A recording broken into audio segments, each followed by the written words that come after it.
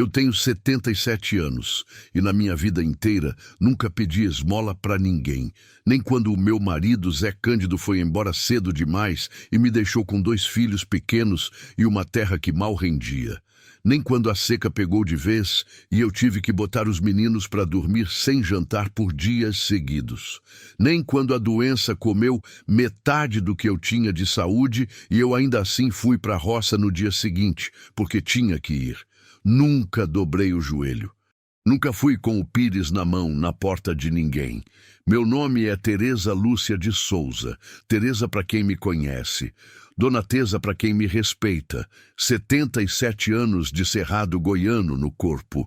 Pele corada de sol. Mão grossa de trabalho. Cabelo branco preso num coque que eu mesma faço toda manhã desde que me entendo por gente.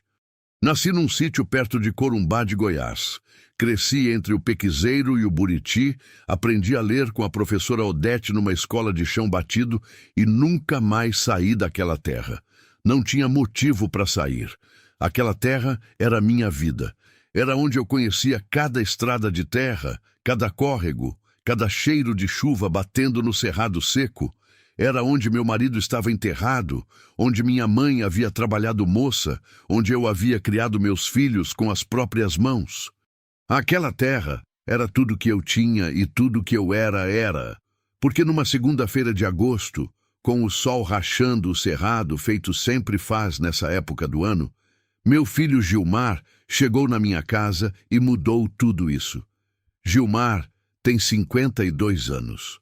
É filho do meio, o que eu sempre achei que tinha herdado mais do pai, com aquele jeito quieto e trabalhador que o Zé Cândido tinha quando queria. Mas o que eu não sabia, e fui descobrir tarde demais, é que o Gilmar também tinha herdado o lado que o Zé Cândido escondia de mim. O de apostar no que não devia, de confiar em gente errada, de achar que o caminho mais fácil era sempre o melhor. Enquanto eu ficava na roça, cuidando do que era meu, ele foi se metendo com gente da cidade, fazendo acordo por baixo dos panos, pedindo dinheiro emprestado de quem não se deve pedir nunca. Quando ele entrou pelo portão aquela manhã, eu já senti que não era visita boa. Gilmar nunca aparecia sem avisar. Tinha sempre um motivo, e o motivo geralmente não era bom. Veio com a cabeça baixa, o chapéu na mão, a camisa amassada de quem não dormiu direito. Sentou na beira da varanda sem me olhar nos olhos e ficou um tempão sem falar, só olhando para o terreiro como se estivesse procurando alguma coisa no chão de terra batida. Eu fui buscar 2 copos d'água, sentei do lado dele e esperei. Aprendi faz tempo que forçar conversa com homem encabulado não resolve. Tem que deixar sair na hora certa, quando a vergonha cansa de segurar. Quando ele falou, a voz saiu rouca, baixa, como se tivesse envergonhado das próprias palavras. Mãe, eu preciso que a senhora saia da casa. Eu olhei para ele. Ele continuou olhando para o chão. Eu devia muito dinheiro para o seu Ramiro. E a casa, eu coloquei como garantia. Ele deu o prazo que deu e eu não consegui pagar. A casa é dele agora. Ele mandou dizer que quer desocupada até hoje. Fiquei parada. O copo d'água na mão, a água ainda gelada do filtro de barro. O sol do cerrado batendo forte no terreiro. Um pássaro cantando lá nos pés de pequi, no fundo do quintal, como se o mundo fosse a coisa mais normal. E eu olhando para o meu filho, de 52 anos, que tinha posto a casa da mãe como garantia de dívida e não tinha me dito nada. Que tinha esperado a hora de não ter mais saída para aparecer aqui me contar. Quantas vezes o senhor pensou em me contar antes disso? Perguntei. Ele não respondeu. Gilmar, olha para mim. Ele ergueu os olhos. Estavam vermelhos, cheios de coisa que ele não sabia como botar para fora. Mas eu não fui de pena naquele momento, não. Fui de raiva, daquele tipo de raiva fria que a gente sente quando é traída por quem deveria proteger. A raiva que não grita, que não chora, que só fica parada, pesada, grudada no peito. Essa casa, falei devagar para ele entender cada palavra, foi onde eu criei você e seus irmãos. Foi onde o seu pai viveu e partiu. Foi onde eu passei seca, enchente, doença, e não saí nunca, Passei o que passei e fiquei. E você colocou ela para pagar dívida sua sem me perguntar nada, sem me dar nem a chance de saber o que estava acontecendo. A escritura estava no meu nome, mãe. A senhora tinha passado para mim antes de... Passei para o teu nome porque confiei em você, não para você dar de mão beijada para um homem que você mal conhece. Quem é esse seu Ramiro? De onde apareceu esse homem? Gilmar mordeu o lábio. É um homem de Goiânia. Tem dinheiro. Tem uns negócios por aqui na região. Eu pedi um empréstimo quando a situação apertou e achei que ia conseguir pagar. Mas as coisas não andaram como eu esperava. As coisas nunca andam como você espera, Gilmar. Levantei. Entrei na casa, não chorei. Não ia chorar na frente dele, não ia dar esse regalo. Fui no quarto, peguei o saco de estopa que eu usava para a feira e fui botando dentro o que era meu de verdade, as roupas que eu precisava. O terço da minha mãe, aquele de contas de madeira escura que ela rezava todo dia e que ficou comigo depois que ela partiu. A fotografia do Zé Cândido, que ficava em cima do criado mudo, uma foto velha, desbotada, onde ele sorria com aquele jeito tímido que ele tinha quando era novo. E a quartinha de barro. Essa eu peguei com os 2 braços, com cuidado de quem carrega algo que não tem preço.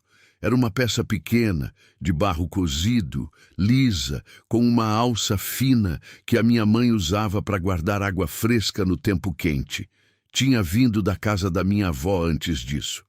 Não sabia quantas gerações aquela quartinha tinha percorrido, mas sabia que era o único objeto que eu não teria deixado para trás, nem que o mundo acabasse em cima de mim. Botei as alpercatas velhas nos pés, joguei o saco no ombro e saí pela porta da frente, sem olhar para trás. Gilmar ainda estava na varanda. Tentou dizer alguma coisa. Eu ouvi o começo do meu nome na boca dele. Passei por ele como se ele fosse vento de cerrado. O portão de madeira bateu atrás de mim. E eu fui. Não tinha para onde ir, mas isso eu não deixei aparecer na postura. Andar com a cabeça baixa no cerrado é coisa de quem desistiu. E eu não era essa mulher. Fui pela estrada de terra com o saco no ombro e o sol na cabeça pensando. Não em chorar, não em reclamar, pensando onde eu podia ficar. Minha filha mais velha, a Neuza, de 54 anos, morava em Goiânia faz anos. Tinha casado com um homem que trabalhava em banco, tinha casa boa, vida arrumada. Mas tinha também marido que nunca me engoliu direito. Me tratava bem na superfície, com aquela cordialidade de quem foi criado para ser educado. Mas eu via nos olhos dele que eu era inconveniente, que uma sogra velha de interior ia atrapalhar a ordem da vida deles. Ir para lá era trocar uma prisão por outra, e uma prisão mais difícil ainda, porque seria disfarçada de ajuda. Meu filho mais novo, o Edevaldo, de 48 anos, vivia em Séries, mas estava mal das pernas, com um problema no fígado que vinha consumindo ele aos poucos. Uma doença que o médico tinha dado nome e que eu não sabia pronunciar, mas que eu via nos resultados de exame que ele me mostrava envergonhado. Não ia chegar na casa de filho doente para ser mais um peso nos ombros dele. Não era quem eu era. Fui andando pela estrada de terra, com o sol de agosto, daquele agosto goiano que não perdoa, aquele calor seco que resseca o lábio e faz a vista turva se a gente não beber água. O cerrado dos 2 lados, pau-terra, murici, lixeira, capim dourado, tudo seco, tudo da cor de palha, porque agosto é assim no interior goiano. A terra vermelha levantava poeira fina em cada passo meu. Cupinzeiros altos aqui e ali. Um gavião rodando lá em cima, quieto, observando. Fui andando quase 1 hora, até que lembrei de um lugar.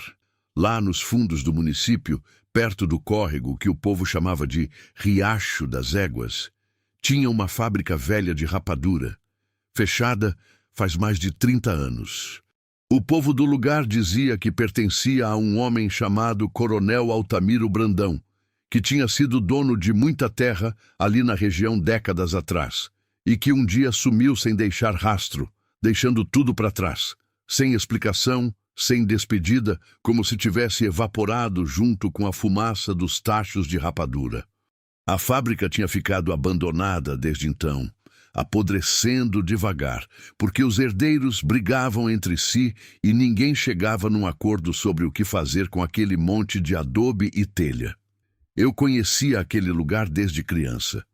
Minha mãe, Benedita, tinha trabalhado lá quando moça, antes de casar com meu pai. Me levou lá uma vez, quando eu tinha uns 10 anos. Me tomou pela mão numa tarde de sábado e foi me mostrando cada canto da fábrica como quem apresenta um lugar que foi importante. Me mostrou onde ficavam os tachos de cobre, onde se cortava a cana, onde se despejava o caldo fervendo nas formas de barro, e me mostrou o coronel Altamiro de longe, um homem alto, de bigode branco, que caminhava pelo terreiro da fábrica com as mãos nas costas, fiscalizando sem precisar gritar, com aquele jeito de quem manda sem precisar provar. Ele é justo, minha mãe tinha me dito naquele dia. Paga direito, trata bem. Não é todo patrão que é assim. Eu ainda me lembrava do cheiro daquele lugar, doce escuro, fumaça de lenha, barro úmido. E me lembrava das paredes de adobe, altas e grossas, que minha mãe dizia que aguentavam qualquer coisa porque tinham sido feitas por mão caprichosa. Tinha teto, tinha sombra. Por enquanto, era o que eu precisava. Desviei da estrada principal e fui pelo caminho de terra que cortava o cerrado. Capim alto dos dois lados, cheio de semente seca que grudava na barra da saia. O sol foi inclinando enquanto eu andava, e quando cheguei na fábrica, o céu já tinha aquela cor de laranja queimado que o cerrado goiano faz no final da tarde. Uma beleza que a gente só aprecia quando não está com o coração partido. A fábrica estava de pé, mas maltratada. As telhas de barro estavam quebradas em vários lugares, deixando buracos que o sol atravessava em faixas. A parede de adobe tinha rachado aqui e ali, com manchas escuras de umidade antiga onde a chuva de algum ano passado tinha entrado. A madeira das janelas estava podre nas pontas, mas as paredes ainda estavam firmes, grossas, sólidas, daquele jeito de construção antiga que durava mais do que quem construiu, que resistia ao tempo porque foi feita para resistir.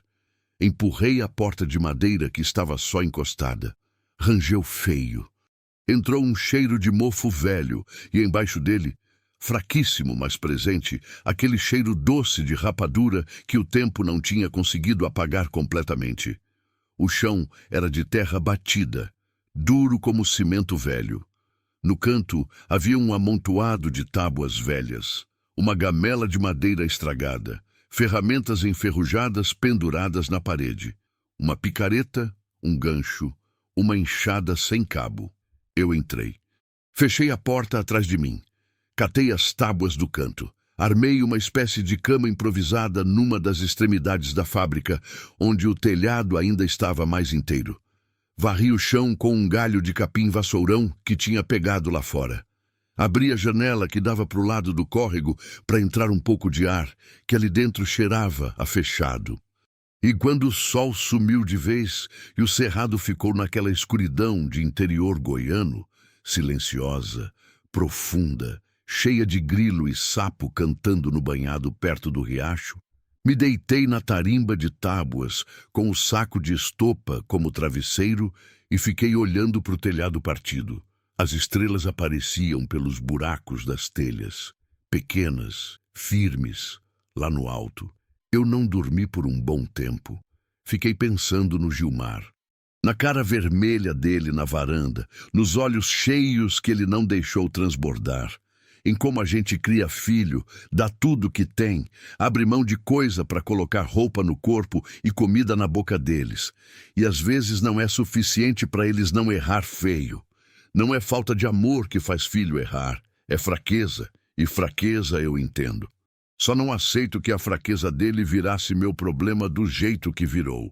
Pensei na minha mãe, Benedita, que tinha trabalhado naquele mesmo chão onde eu estava deitada. Tentei imaginar ela moça, com 20 anos, 20 e poucos, chegando naquela fábrica de madrugada para começo de turno, com o cheiro de caldo de cana tomando conta de tudo.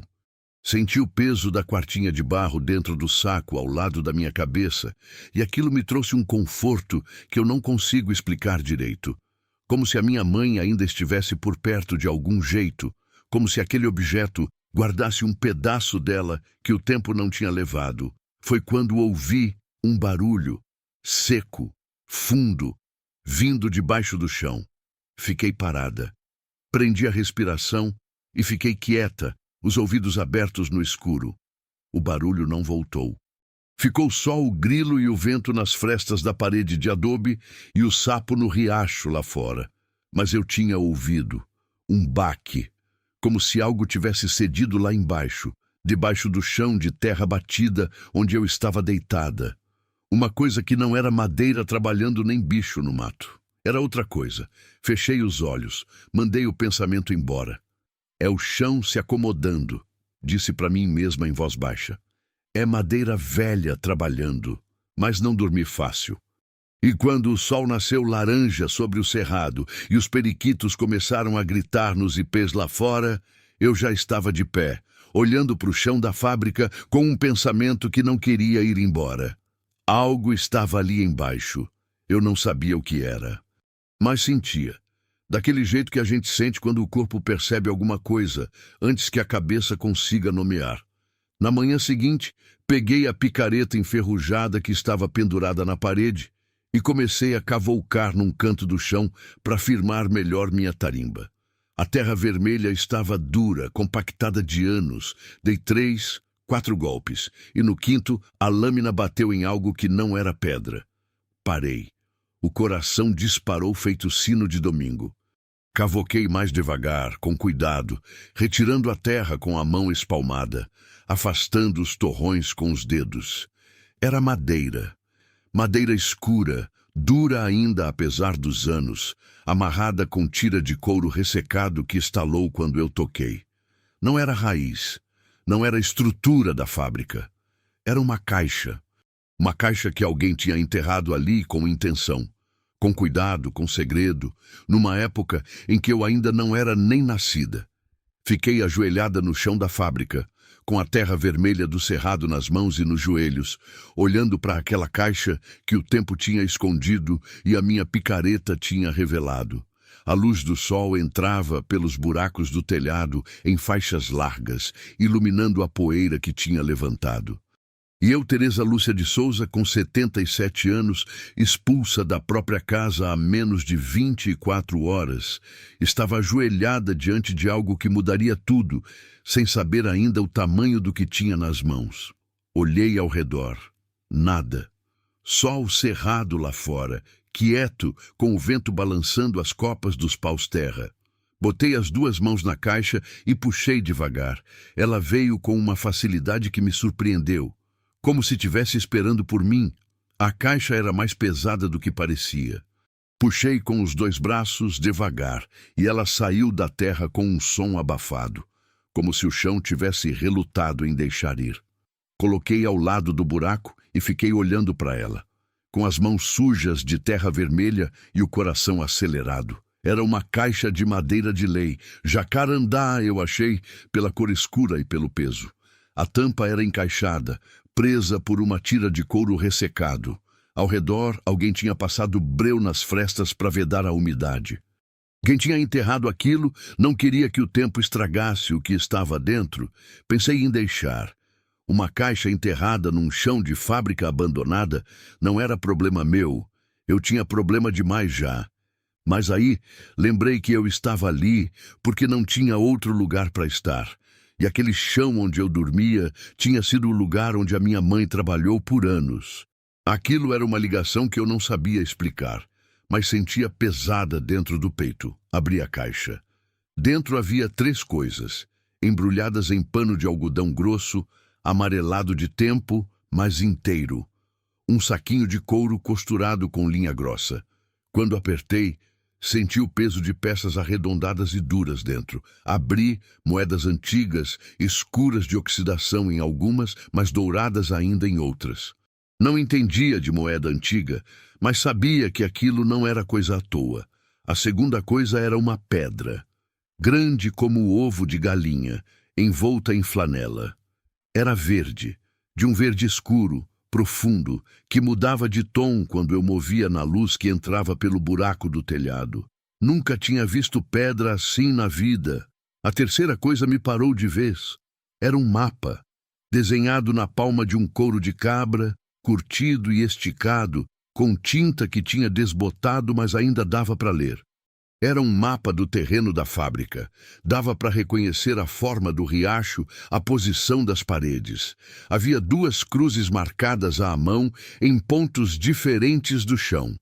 Uma era exatamente onde eu tinha cavalcado. A outra ficava no lado oposto, perto da parede dos fundos, onde tinha um monte de entulho velho. Fiquei olhando para aquelas 2 cruzes por um longo tempo. Havia ainda um pedaço de papel dobrado, encaixado debaixo do saquinho de moedas. Papel velho, amarelado, mas espesso, daquele que durava décadas, se guardado direito. Desdobrei com cuidado. Era uma mensagem, escrita à mão, com letra de caligrafia fina e inclinada, de quem aprendeu a escrever numa época em que se levava a sério a forma das letras. Li devagar, em voz baixa, ali ajoelhada no chão de terra vermelha. Deixo isto guardado para quem tiver a coragem de ficar quando todos foram embora. A terra não mente e o chão não esquece. O que está aqui pertence a quem suou nesta fábrica com honestidade, a quem deu o melhor dos seus anos sem receber o que merecia. Não confiei em ninguém para guardar isto, porque confiar demais foi o maior erro da minha vida. Mas confio no tempo. E confio que quem encontrar isto vai saber o que fazer. No lado oposto deste ponto, há mais. Muito mais. Quem chegou até aqui já provou que merece saber o resto. Não tinha nome, só uma inicial no canto inferior direito, A.B. Altamiro Brandão. O coronel. Fiquei parada ali tanto tempo que a luz do sol no telhado foi mudando de posição enquanto eu pensava. As moedas estavam no meu colo, a pedra verde na minha mão, o mapa na outra, e aquelas palavras que pareciam ter sido escritas para mim, o que eu sabia que não era verdade, mas sentia que era. Minha mãe tinha trabalhado naquela fábrica, tinha suado naquele chão, tinha dado anos naquele lugar.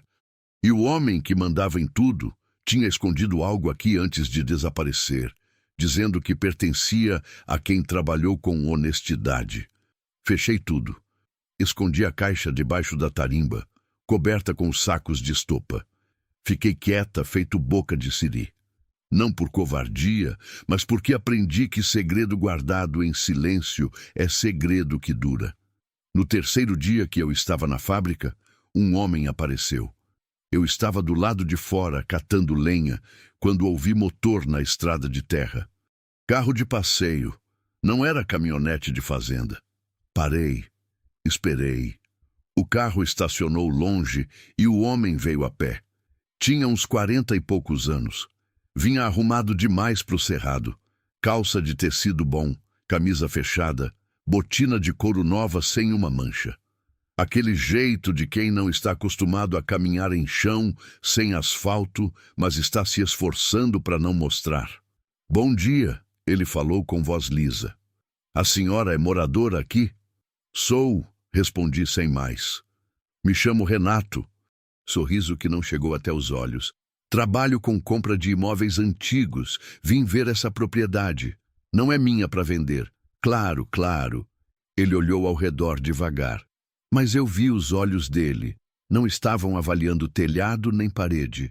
Estavam varrendo o chão, os cantos, as paredes, com uma atenção miúda demais para quem estava avaliando o imóvel. A propriedade acabou sendo adquirida recentemente, ele continuou. O novo dono tem interesse no espaço. Provavelmente a senhora vai precisar encontrar outro lugar. Quando o dono vier pessoalmente me dizer isso, eu ouço, falei. Não mudo de lugar por conversa de representante. Ele ficou 1 segundo sem saber o que dizer. Não esperava isso de uma mulher velha, de alpercata com feixe de lenha no braço. Deu outro sorriso, menor, e disse que ia repassar o recado. Foi embora. Quando o carro sumiu na curva, soltei o ar devagar. Aquele homem não era comprador de imóvel nenhum. era olheiro. E os olhos dele, vasculhando o chão, me disseram tudo. Ele estava procurando a mesma coisa que eu tinha encontrado. Na manhã seguinte, fui até o sítio Bom Jesus, a uns 2 quilômetros, onde morava Dona Perpétua, 82 anos, vizinha antiga da minha mãe, o tipo de mulher que guarda tudo dentro e solta aos poucos quando confia. Levei beiju que eu mesma fiz. As duas tomamos café na varanda e eu fui com calma, do jeito certo. A senhora se lembra da fábrica do Coronel Altamiro? Perguntei. Perpétua ficou quieta, tomou um gole de café. Depois me olhou com aqueles olhos fundos que tinham visto muita coisa. Me lembro, disse. Trabalhei lá. Sua mãe também. O senhor era homem de palavra. Ela continuou devagar, como quem abre uma gaveta fechada por muito tempo.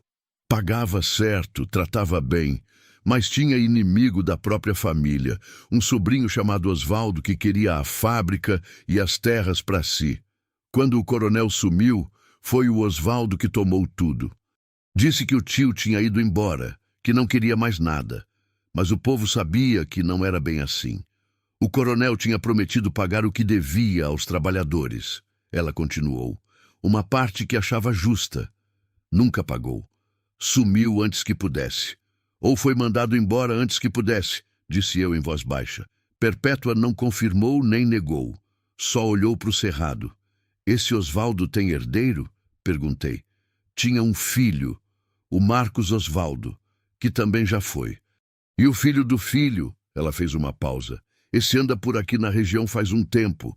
Gente diz que comprou terra, que tem negócio. Eu soube na hora, o seu Ramiro, o homem a quem o Gilmar devia, o homem que tinha tomado minha casa. A ficha caiu devagar, como chuva fina no cerrado. Mas quando molha, molha fundo. Não era coincidência. O bisneto do sobrinho do coronel tinha tomado minha casa, que ficava perto da fábrica. Tinha mandado homens até lá. Estava procurando o que o bisavô nunca tinha conseguido encontrar, porque o coronel tinha escondido antes de sumir. Décadas de busca, talvez. E eu tinha chegado primeiro. Voltei para a fábrica com o passo mais firme do que eu tinha ido. E naquela tarde, com o sol ainda alto, fui ao canto dos fundos, afastei o entulho e cavoquei até a picareta bater nas tábuas do caixão grande que o mapa indicava. Forcei a tampa. Ela cedeu com um estalo de prego enferrujado. Abri e dentro havia mais saquinhos de couro, esses maiores e pesados. Mais moedas, mais pedras embrulhadas. E por cima de tudo, uma folha de papel dobrada em 4, escrita dos 2 lados com a mesma caligrafia fina do coronel. Era uma lista. Com nomes, com famílias, com quantos anos cada uma havia trabalhado na fábrica e em que função. Do lado de cada nome, o que o coronel chamava de a parte justa que nunca foi paga. 23 nomes de famílias do município, gente simples, descendentes de trabalhadores que provavelmente nem sabia que havia algo guardado aqui para elas. E no meio da lista, eu li um nome que fez meu peito apertar de um jeito que eu não esperava. Benedita Lúcia de Souza. Minha mãe. Fiquei olhando para aquele nome por um tempo que não sei medir. A luz do entardecer entrava pelos buracos do telhado em faixas largas e quentes. O cerrado estava ficando dourado lá fora. Um gavião gritou longe, minha mãe, que tinha trabalhado ali, que tinha me trazido para me mostrar aquele lugar quando eu tinha 10 anos, que tinha falado com carinho do coronel. Ela não sabia que ele tinha guardado a parte dela. Não soube nunca, mas eu sabia agora. Dobrei o papel com cuidado e fechei a lista dentro da roupa colada na pele. Naquele momento, tomei uma decisão que eu sabia que ia mudar tudo. Para mim e para 23 famílias, espalhadas pelo município que nem sabiam o que tinham a receber. Ia ficar. Ia resistir. E ia achar cada uma daquelas famílias antes que o seu Ramiro chegasse com força demais para eu aguentar sozinha. O que eu não sabia ainda era que, enquanto eu tomava essa decisão na fábrica, alguém já estava a caminho de lá, com intenção e pressa de quem não tem paciência para esperar mais. Eram 2 homens, Desceram dos carros com aquele jeito de quem chegou decidido, não de quem chegou para conversar. Entraram pela porta da fábrica sem chamar, sem pedir licença, como quem entra num lugar que já acha seu. Fiquei de pé no meio do galpão esperando. "A senhora precisa sair daqui", disse o mais alto sem rodeio nenhum. "A propriedade tem dono novo. Pode pegar suas coisas." "Já ouvi isso ontem", respondi, "e já disse o que tenho a dizer. Não saio por conversa." O mais baixo andou pelo chão da fábrica, varrendo com os olhos, chutando um torrão de terra aqui, parando ali, olhando para o canto dos fundos com uma atenção que ele estava tentando disfarçar, mas não conseguia. Procurando. Do mesmo jeito que o Renato tinha procurado do lado de fora, mas agora sem se dar ao trabalho de esconder. "O que o senhor está procurando no meu chão?" perguntei. Ele me olhou. "Seu chão?" "O chão onde estou de pé." "Sim, e não autorizo ninguém a vasculhar." O mais alto foi chegando devagar, naquele passo de quem quer mostrar que é maior e que isso deveria ser suficiente para acabar com qualquer discussão. Não recuei 1 centímetro. 77 anos de cerrado goiano não me ensinaram a recuar de homem que usa o tamanho como argumento. "A senhora vai se machucar sendo teimosa", ele disse baixinho, como quem avisa sem querer parecer que está ameaçando. "Já me machuquei de coisa muito pior", respondi. "E continuo aqui." Ficamos nos encarando por um segundo, que pareceu bem mais longo. O mais baixo parou de vasculhar o chão e ficou olhando para nós dois. O mais alto respirou fundo pelo nariz, como quem está decidindo se vale o trabalho continuar. Depois virou, deu um sinal para o outro com a cabeça e os dois foram embora. A porta ficou aberta atrás deles. Ouvi os carros saindo pela estrada de terra, o barulho do motor sumindo no cerrado. Só então as minhas pernas tremeram um pouco. Só então deixei o ar sair devagar pelo nariz, controlando. Sentei no chão de terra batida, as costas na parede de adobe que ainda guardava o frescor da tarde. Fiquei assim por um tempo, ouvindo o cerrado respirar ao redor. Aqueles homens iam voltar. Eu sabia disso com a mesma certeza com que sabia que o sol ia nascer no dia seguinte. E da próxima vez não iam vir com conversa e com jeito educado de intimidação. Iam vir com mais gente e com menos paciência. O que eu tinha feito ao decidir ficar ali era pequeno demais, diante do tamanho do que estava por vir. Eu sabia disso. Uma mulher de 77 anos, sozinha, com um saco de estopa, uma picareta enferrujada e uma lista com 23 nomes colada no peito, contra um homem que tinha dinheiro suficiente para tomar casa alheia como garantia de dívida e mandar olheiro para a fábrica de cerrado. Mas eu tinha uma coisa que ele não tinha. Eu sabia onde estava o que ele estava procurando. E ele ainda não sabia que eu sabia. Por enquanto, esse era o único trunfo que eu tinha. Ia usar ele com cuidado. Passei a noite acordada, de ouvido no cerrado, esperando barulho de motor que não veio. De madrugada levantei, acendi a lamparina no volume mais baixo possível e tirei a lista de dentro da roupa. Fui lendo os nomes um por um, devagar, tentando reconhecer alguns eu conhecia de ouvir falar, sobrenomes que eu associava a famílias do município, gente que eu tinha cruzado em feira, em missa, em festa de padroeiro. Outros eu não reconhecia. Podia ser que os descendentes tinham mudado ou que eu simplesmente não tinha cruzado com eles.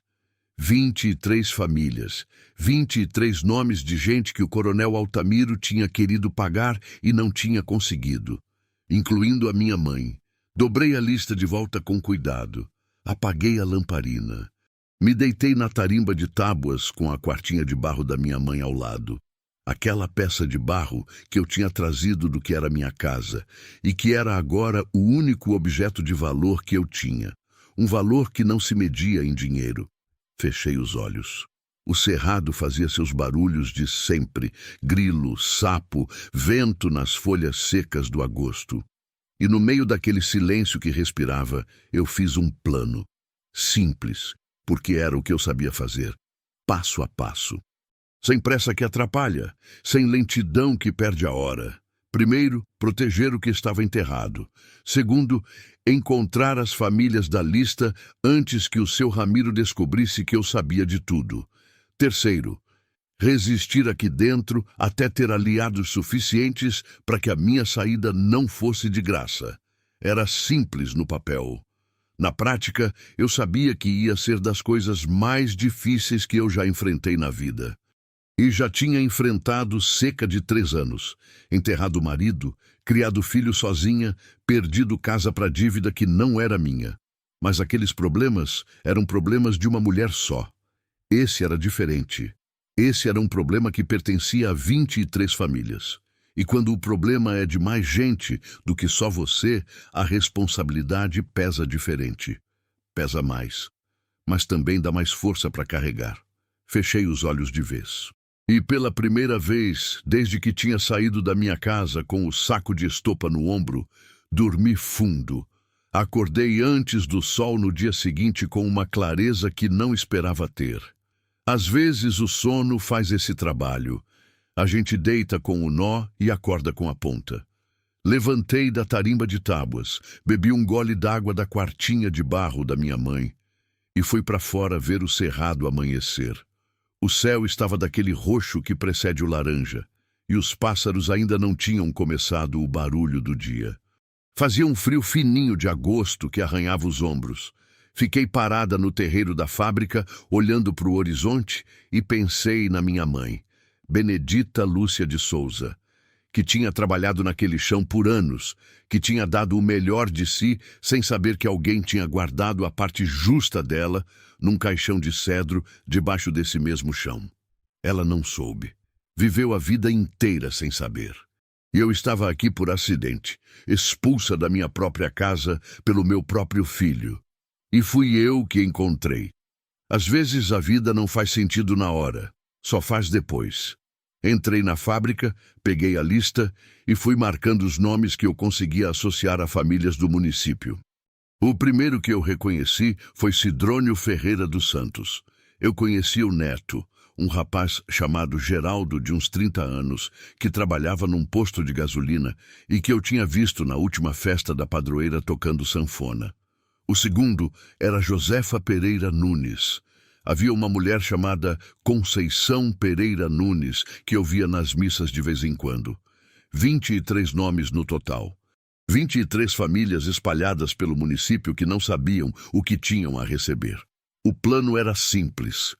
Ir de um em um, a pé ou de carona quando aparecesse, sem chamar atenção. Chegar, contar o que eu sabia e deixar cada família decidir. Não era para mim dizer como as coisas deviam se resolver, era para garantir que cada um soubesse antes que o seu Ramiro descobrisse que eu tinha a lista. Comi farinha com água quente e rapadura, botei as alpercatas e saí ainda com o sol baixo. O Geraldo morava num sítio a uns 6 quilômetros da fábrica. Quando cheguei, só a Patrícia estava em casa. A esposa, moça nova de uns 28 anos, rosto aberto, jeito de quem ainda não aprendeu a desconfiar de tudo. Me ofereceu café, me chamou para entrar. Fui direta, com cuidado. Disse que tinha encontrado algo na fábrica com o nome do bisavô do Geraldo e que precisava falar com ele pessoalmente. A Patrícia ouviu em silêncio. Quando terminei, disse que ia avisar o marido naquela noite, que eu voltasse no dia seguinte. Quando me levantei para ir, ela correu para a cozinha e voltou com um embrulho de pano. Feijão com arroz ainda quente, carne seca, farinha, estendeu para mim sem comentário. Aceitei. Dizer obrigada foi a coisa mais difícil que eu fiz naquele dia. Não porque não era grata, mas porque não estava acostumada a receber. Levei a vida inteira sendo a que dava. Passei os dias seguintes indo de família em família. Perpétua, do sítio Bom Jesus, foi quem me ajudou a identificar as famílias que eu não reconhecia. Ela sabia de cor a árvore genealógica de quase todo mundo do município. O tipo de memória que só existe em quem ficou no mesmo lugar por 82 anos e prestou atenção. Ia até ela de manhã cedo com café que eu fazia no fogo de lenha e ficávamos conversando por horas na varanda, ela soltando os nomes e eu anotando. Em cada casa que eu visitei, a reação foi parecida. Primeiro, a desconfiança de quem ouve coisa grande demais para ser verdade. Depois, o silêncio de quem está processando. Depois, uma pergunta ou outra, cuidadosa. Quando eu falava o nome do antepassado que constava na lista, bisavô, avó, pai, via nos olhos deles aquela mistura de memória e emoção que é de quando alguém confirma uma coisa que a família sabia meio que por intuição, mas nunca tinha conseguido nomear, que tinha uma injustiça antiga ali. Pequena demais para ir a algum lugar, grande demais para esquecer. Vi homem de 50 anos ficar sem palavras. Vi mulher velha segurar o papel com os 2 braços. Vi jovem de 20 e poucos que mal sabia da história do avô ficar parado longo tempo. Eram pessoas simples, gente que trabalhava, que criava filho, que às vezes não fechava o mês. E ali estava o nome do avô, escrito pela mão do coronel, dizendo que devia algo a eles, que não tinha esquecido. Que tinha tentado, do jeito que sabia, guardar o que não tinha conseguido entregar em vida. Em 8 dias, eu tinha encontrado 17 das 23 famílias. No 10º dia, o seu Ramiro apareceu. Eram 3 carros. O Renato desceu do primeiro. Do segundo, desceram os 2 homens que eu já conhecia. E do terceiro, devagar, desceu um homem de uns 50 anos. Alto, de cabelo branco nos lados, com aquela barriga de quem come bem por muitos anos. Roupa de fazendeiro rico, chapéu de palha novo, olhos escuros e fundos que calculam antes de falar. Veio andando pelo terreiro com as mãos nos bolsos, como quem não tem pressa porque já chegou onde queria. Dona Teresa, ele disse, sabia meu nome. Claro que sabia. Me disseram que a senhora é mulher de diálogo. Vim conversar. Estou aqui, respondi. Não me levantei.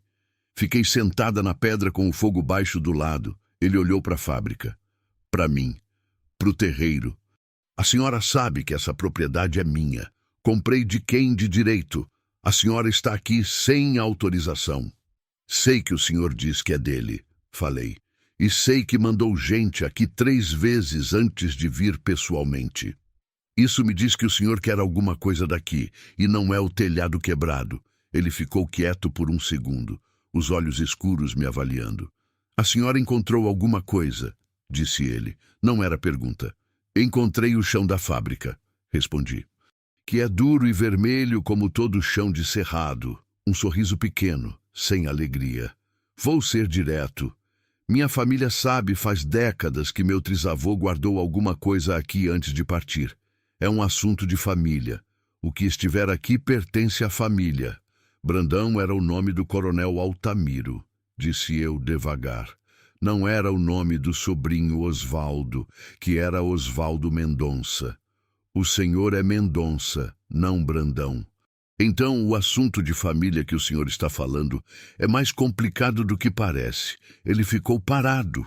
Aquilo tinha pego ele de surpresa. Que eu soubesse o sobrenome, que eu tivesse feito a distinção. Os olhos escuros ficaram mais fundos. Onde a senhora ficou sabendo disso? 82 anos de memória de uma boa vizinha, respondi. E 30 anos de escuta em varanda de interior goiano. Ficamos nos olhando. O cerrado estava quieto naquela hora.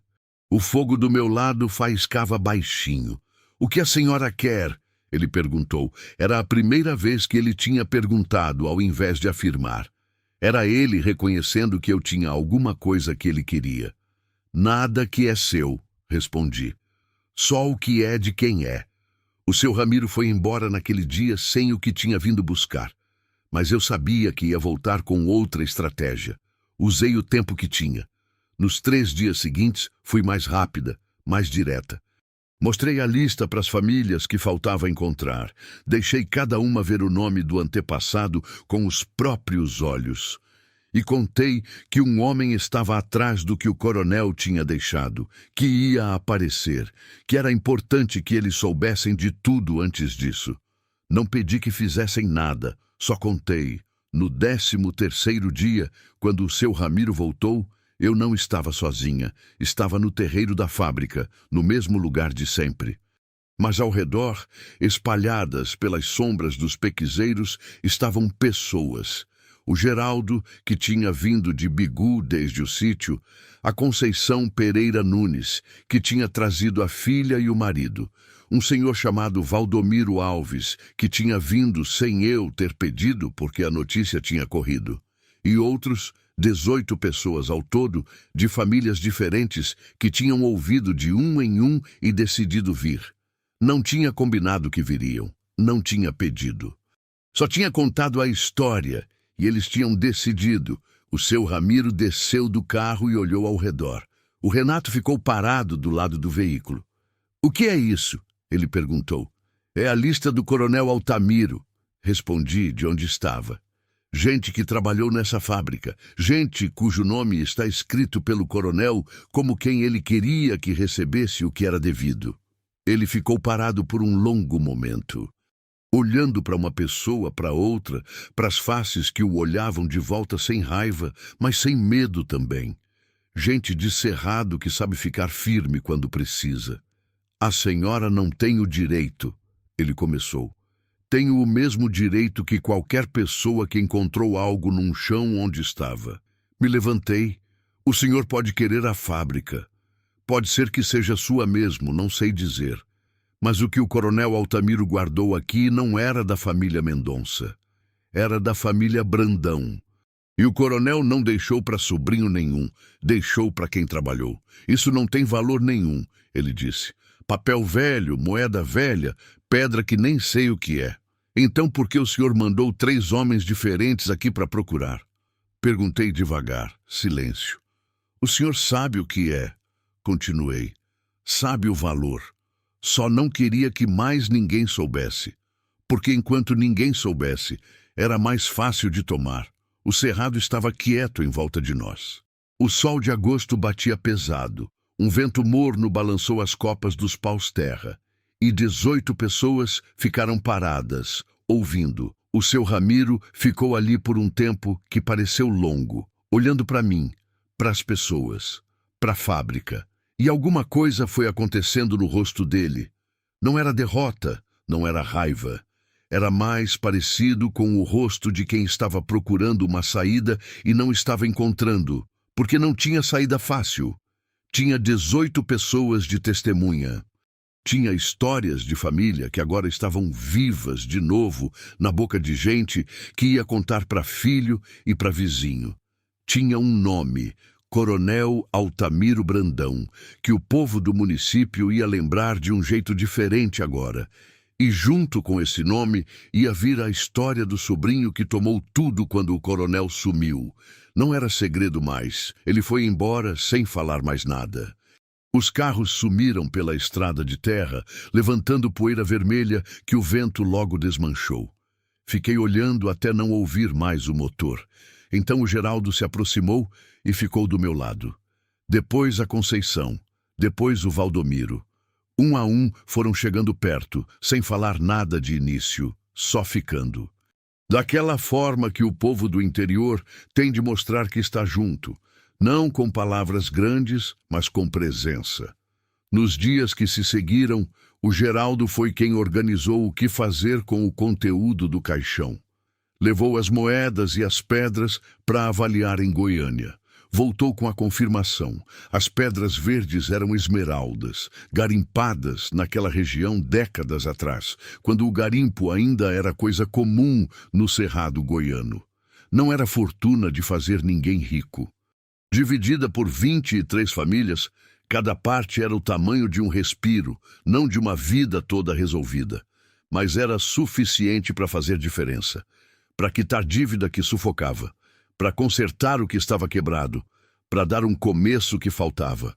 O seu Ramiro ficou com a fábrica, que era legalmente dele, mas o que o coronel tinha guardado foi embora com quem o coronel tinha deixado. O Gilmar apareceu numa tarde de setembro com chapéu na mão e cabeça baixa. Disse que tinha vendido o trator e o gado para pagar a dívida com o seu Ramiro. A casa tinha ficado com um homem, sem volta, mas ele tinha 2 alqueires de herança em Canabrava, com córrego na divisa e terra boa. Queria construir uma casa lá para mim. Pequena, mas com varanda. Fiquei olhando para ele por um longo tempo. Aquele filho de 52 anos que tinha errado feio e estava tentando de um jeito torto e sem muito talento mostrar que queria consertar. Tá bom, Gilmar, disse, mas com varanda espaçosa, que eu sou velha e gosto de tomar café olhando para o cerrado de manhã. Ele assentiu, os olhos vermelhos. Coloquei a mão no ombro dele por um segundo. Só um segundo. E depois fui buscar água para oferecer, que é o que se faz quando alguém vem te visitar com o chapéu na mão. Assista até o final, você não vai se arrepender. Comente de onde você está ouvindo essa história e se inscreva no meu canal para apoiar meu trabalho. Sua ajuda é muito importante. A casa em Canabrava ficou pronta em novembro. 2 quartos, sala, cozinha, banheiro e varanda espaçosa dando para o lado onde o sol nasce sobre o cerrado. No primeiro entardecer lá, sentei na varanda com um copo de café e fiquei olhando. As árvores tortas dos 2 lados, o capim dourado balançando com o vento de novembro, o sol descendo e pintando o céu de laranja e rosa do jeito que só o cerrado goiano faz. Botei a quartinha de barro da minha mãe na prateleira da cozinha, onde ficaria visível para sempre. Pequena, escura, cheia de tempo. O único objeto que tinha passado por todas as casas, por todas as mudanças, por todas as versões de mim. Pensei na minha mãe.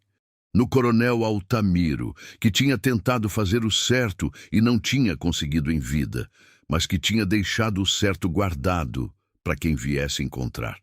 Pensei nas 23 famílias, cada uma na sua casa, naquela mesma tarde, com um pedaço de história agora resolvida.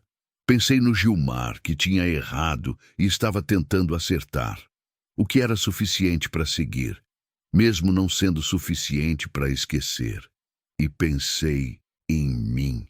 Em Teresa Lúcia de Souza, 77 anos, que tinha saído da própria casa com um saco de estopa e alpercatas velhas, que tinha dormido no chão de uma fábrica, que tinha cavalcado terra dura com picareta enferrujada, que tinha ido de família em família, pelo cerrado a pé no agosto mais seco que eu me lembrava, que não tinha dobrado o joelho, nunca. O café estava quente, o cerrado estava dourado. E aquela varanda que o Gilmar tinha feito espaçosa era exatamente do tamanho que eu precisava.